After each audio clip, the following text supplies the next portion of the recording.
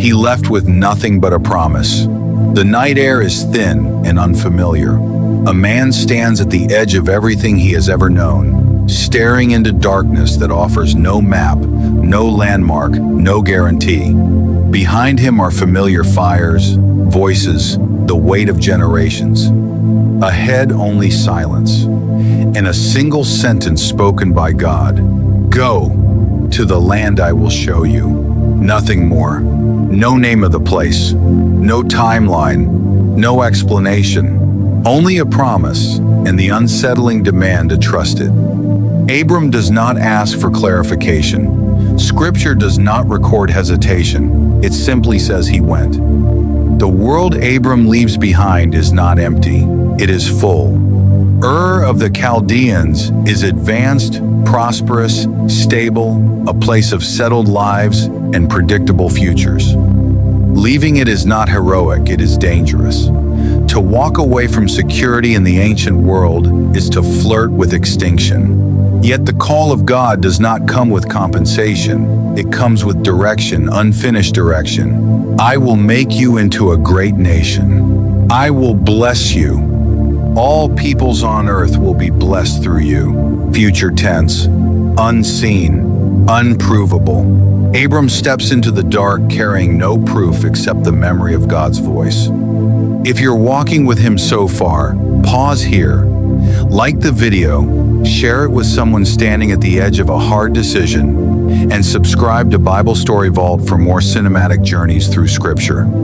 The road stretches long and indifferent. Dust rises underfoot. The days are hot, the nights uncertain. Abram is not young, 75 years old when he leaves.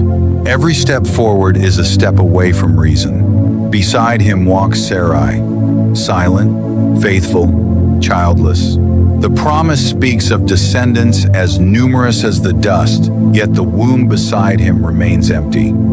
Scripture does not rush this tension. It lets it breathe. They arrive in Canaan. The land is beautiful, fertile, occupied, and then God appears again. To your offspring, I will give this land. Abram builds an altar, not a house, not a city, an altar. He worships in a land he does not own, standing on soil promised to a future he cannot see. The promise grows larger. The waiting grows longer. Famine comes, almost immediately. The land God promised fails to provide.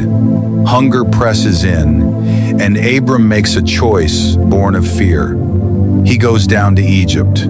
It seems reasonable, sensible. Survival over certainty, but fear has consequences. Sarai is taken into Pharaoh's house. Abram is enriched but ashamed.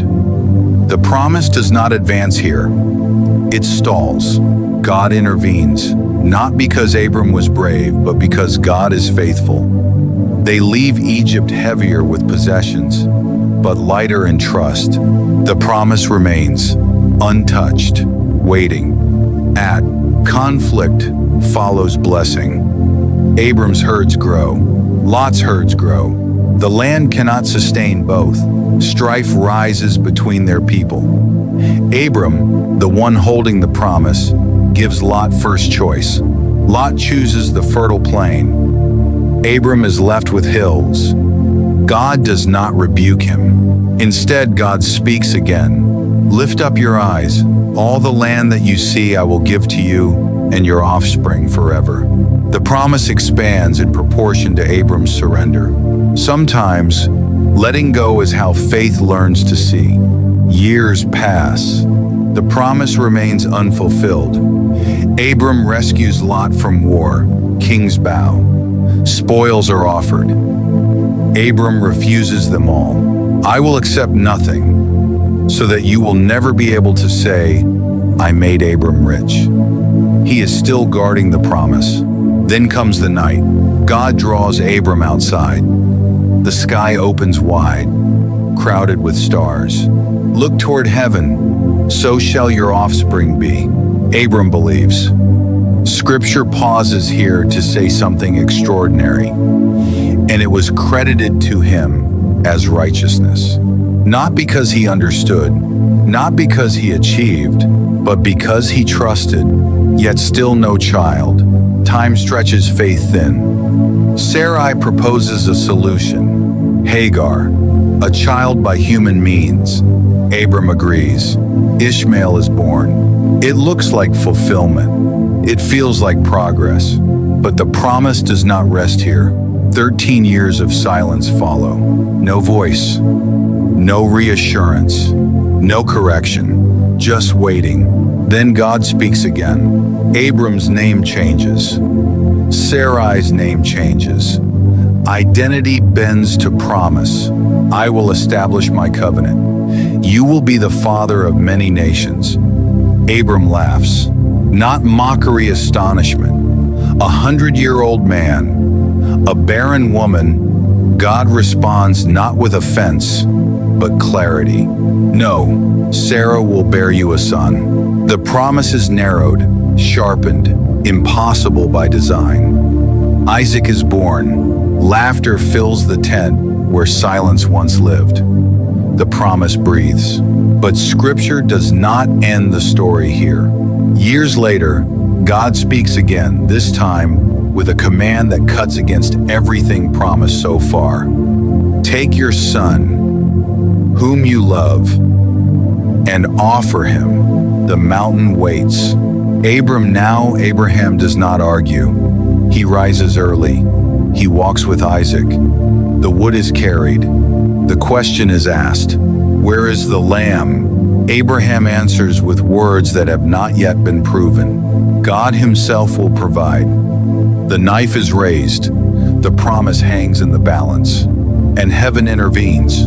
The promise was never fragile, but Abraham's faith had to learn that. The ram appears. Isaac lives. The promise continues.